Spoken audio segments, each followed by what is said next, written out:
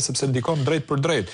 Ne dim shumë mirë që nafta ka një efekt domino të gjithë çmimeve të tjera. Rritet çmimi i bukës, i kafes, sepse nafta është energji në vetvete dhe prek të gjithë sektorët e ushqimore, së punës dhe çdo gjë tjetër që ka përbën jetën në tokë.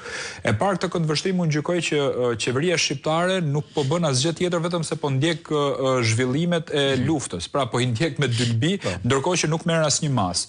Në një shtet tjetër janë heq disa taksa për naftën. Pra, për t'i dhënë një frymarrje qytetarëve. Ne jemi shteti më i varfër i Europës dhe ne nuk marrim asnjë masë në këtë rast. Bëjnë disa show duke mbledhur këto bordet e ashtu quajtura të naftës, të cilët nuk kanë asnjë lloj efekti në popullat. Me sa duket këta pronarët e karburanteve merren shumë mirë vesh me njëri tjetrin kur bëhet fjalë për të ngritur çmimin e naftës dhe janë shumë skeptikun për me kuptu se kur të lëshirohet ngushtica Hormuzit, a do ketë një efekt në Shqipëri. Së dyti, kur shikoj që nafta rritet në një mënyrë të frikshme brenda 2 ditëve, ngret një pyetje shumë interesante që a ka rezerva ky vend të naftës dhe në rast të një katastrofe të madhe që mund ndodhi, cila është përgjigjja e shtetit shqiptar në raport me këtë çështje? Se mund të ndodhë që çmimi i naftës mund të shkojë 5.000 lekë. Ne do vazhdojmë të ndjekim këtë lloj ritmi, pra kur shteti nuk ndërton rrugë, kur shteti nuk ul çmimin e naftës, kur shteti nuk jep ujë, pyetja ekzistenciale që ngren qytetarët në rast është për çfarë na duhet shteti dhe sa shtet na duhet. Pra, shteti unë mendoj që mund të kufizohet në disa veprime të vogla pastaj. Sepse kemi parasysh që numri i administratës ka shkuar 222.000 njerëz, të cilët marrin rrogën, kur kemi parasysh 2 momente. Momenti i parë është popullimi i frikshëm i Shqipërisë dhe ana duhet kaq administrat, dhe së dyti është digitalizimi i disa shërbimeve, që automatikisht ty të bie që të shkurtosh vendet e punës. Dhe disa njerëz që marrin rroga për shkak se janë hequr padrejtisht nga puna. Pra kemi një administrat të tej fryr nga ana tjetër dhe pyetja është çfarë na duhet shteti në këtë rast. Kështu që është diskutim që vlek, fakti kur shteti të bëhet barr në vend të jetë ndihmë, atëherë lidh kjo pyetje. Kjo është pyetja që ngrihet sot. 1 kile domate kushton 3.500 lekë.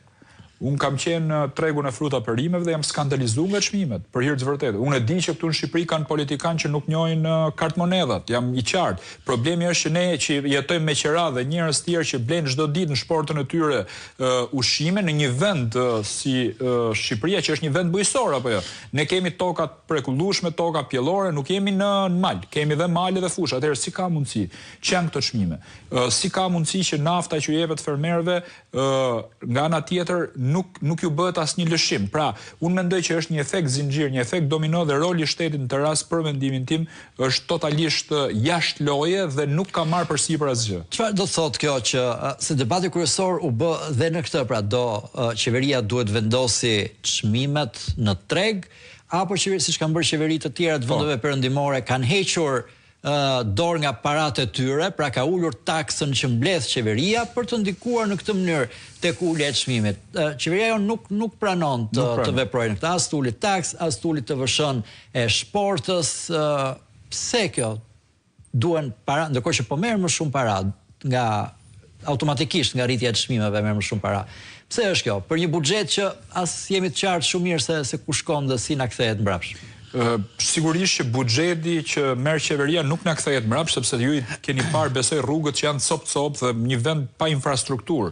Unë para disa ditësh kam bërë një denoncim nga një fshat Suk Vënda si Bashkisë Krujës, ku është një ur me dërrasa dhe kalojnë makinat. Për çdo ditë kalon një fugon me 30 nxënës aty dhe rrezikohet jeta e tyre. Nuk e di, kishte mbet një makinë para 3 ditësh e kishin tërheq me vinç. Pra, nuk kush kjo pasaporta europiane. Shteti në këtë rast minimalisht shteti shqiptar, qeveria, zoti Rama, do duhej që të hiqte taksat nga çmimi